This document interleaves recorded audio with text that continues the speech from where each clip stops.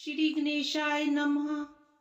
जपाकुसुम संकाशं काश्यप्यं महद्युतिं तमोरिं सर्वपापघनं प्रणतोऽस्मि दिवाकरं।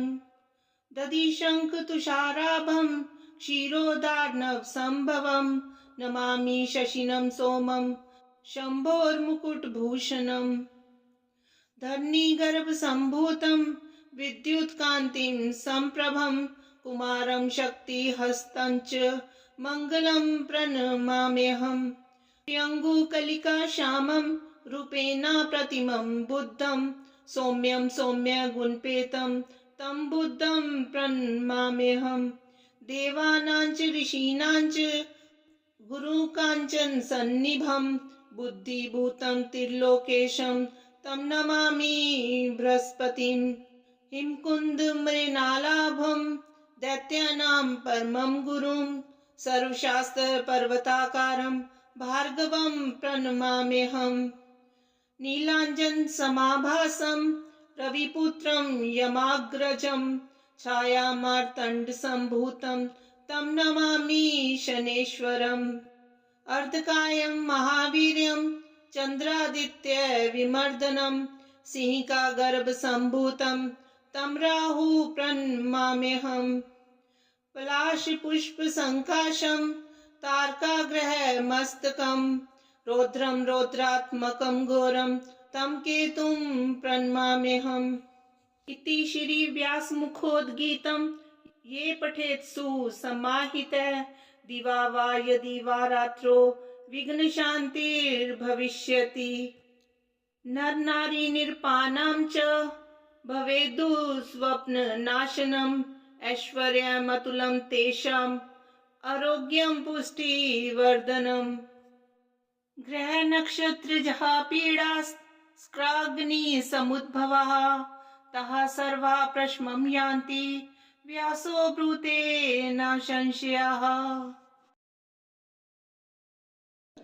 मुदाकरात् मोदकं सदा विमुक्तिसाधकं कलाधरावतंसकं विलासिलोकरञ्जकम् अनायकैकनायकं विनाशितेव दैत्यकं नताशुभाशुनाशकं नमामि तं विनायकम्। न तेतरातिभीकरं नवोदितार्कभास्वरं न मत्सुरारिनिर्झरं न तादिकापदुद्धरम्। सुरेश्वरं निधीश्वरं गजेश्वरं गणेश्वरं महेश्वरं तमाश्रये परात्परं निरन्तरम्। समस्तिलोकशङ्करं निरस्तदैत्यकुञ्जरं धरेतरोदरं वरं वरेव वक्तमक्षरम्। कृपाकरं क्षमाकरं मुदाकरं यशस्करं मनस्करं नमस्कृतं नमस्करोमि भास्वरम्। अकिञ्चनार्तिमार्जनं चिरन्तनोक्तिभाजनं पुरारिपूर्वनन्दनं सुरारिगर्वचर्वणम्। परपञ्चनाशभीषणं धनञ्जयादिभूषणं कपोलदानवारणं भजे पुराणवारणम्। नितान्तकान्तदन्तकान्तिमन्तकान्तकात्मजम् अचिन्त्यरूपमन्तहीनमन्तरायकृन्तनम्। हृदयन्तरे निरन्तरं वसन्तमेव योगिनं तमेकदन्तमेव तं विचिन्तयामि सन्ततम्। महागणेश पञ्चरत्नमादरेण योऽन्वहं प्रजलपति प्रभातके हृदि स्मरन् गणेश्वरम्। अरोगतां तोषतां सुसाहितीं स्फुत्रतां समाहितायुरष्टभूतिमभ्युपेति सोचिरात्। पार्वतेयं महाकायं रिद्धिसिद्धिवरदायकं गणपतिं निधिपतिं गणपतिं सर्वजनलोकनायकं रुद्रप्रियं यज्ञकायं नमामि हे दीर्घकायकं। हे गजानन गिरिजानन्दन रक्ष मां देव रक्ष माम्।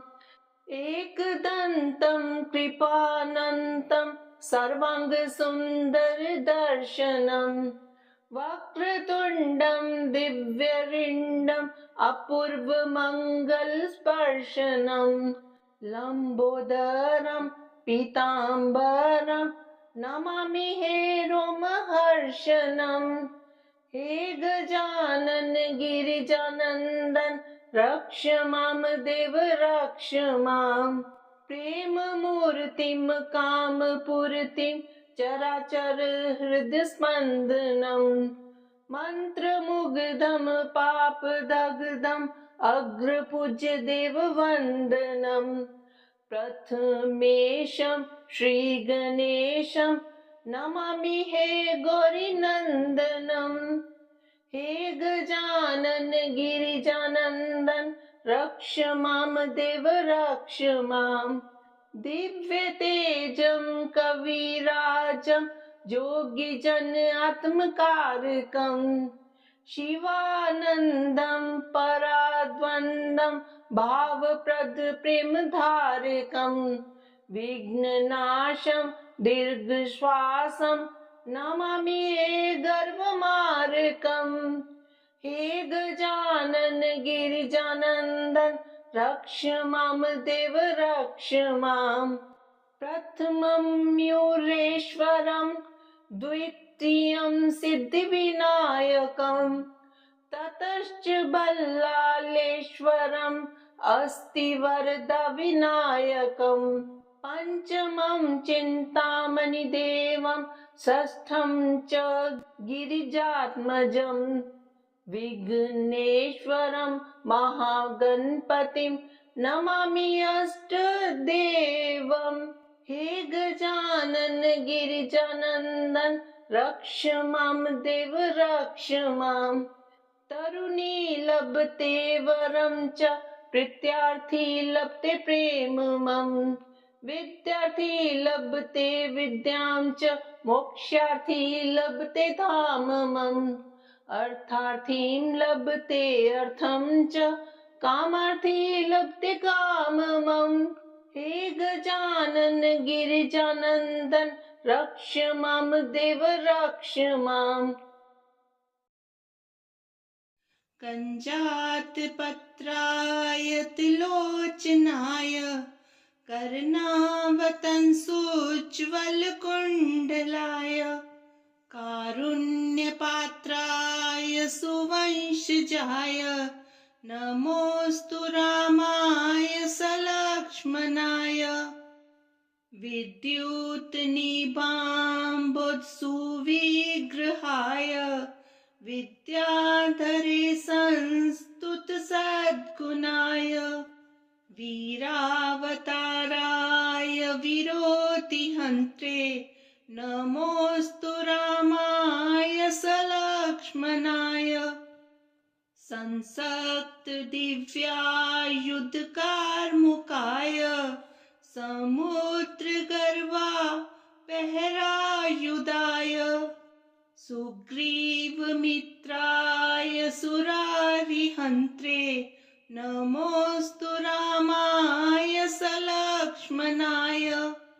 पीताम्बरालङ्कृतमध्यकाय पितामहेन्द्रामरवन्दिताय पित्रे सभक्तस्य जनस्य मात्रे नमोऽस्तु रामाय सलक्ष्मणाय। नमो नमस्ते किलपूजिताय नमो नमश्चन्द्रनिबाननाय नमो नमस्ते रघुवंशजाय नमोऽस्तु रामाय सलक्ष्मणाय। इमानि पञ्चरत्नानि त्रियसन्ध्यं यः पठे नरा सर्वपापविनिर्मुक्ता स याति परमां गतिम्। ओम नमो वायुपुत्राय भीमरूपाय धीमते नमस्ते रामदूताय कामरूपाय श्रीमते मोह शोक विनाशाय सीता शोक विनाशिने भग्ना शोक वनायस्तु दग्ध लंकाए वाग्मिने गति निर्जित वाताय लक्ष्मण प्राणदाय च वनोकसाम वरिष्ठाय वशिने वनवासिने तत्व ज्ञान सुधा सिंधु निमग्नाय महीयसे आंजनेयाय शूराय सुग्रीव सचिवाय ते जन्म मृत्यु बैघ्नाय सर्व क्लेश हराय च नेदिष्टाय प्रेतभूत पिशाच भय हारिने यातना नाशनायस्तु नमो मर्कट रूपिणे यक्ष राक्षस शार्दूल सर्प वृश्चिक भीयते महाबलाय वीराय चिरंजीवन उद्धते हारिने वज्र देहाय चोलंगिन गत महाब्दे बलि नामग्रगन्नाय नमो नः पाहि मारुते लाभदोषी त्वमेवाशो हनुमन राक्षस शांतकम् यशो जयं च मे देहि शत्रुनाशये नाशये स्वाश्रितां नाम भेदम् य एवं स्तोति मारुतिं हानिः कुतो भवेत् तस्य सर्वत्र विजयी भवेत्।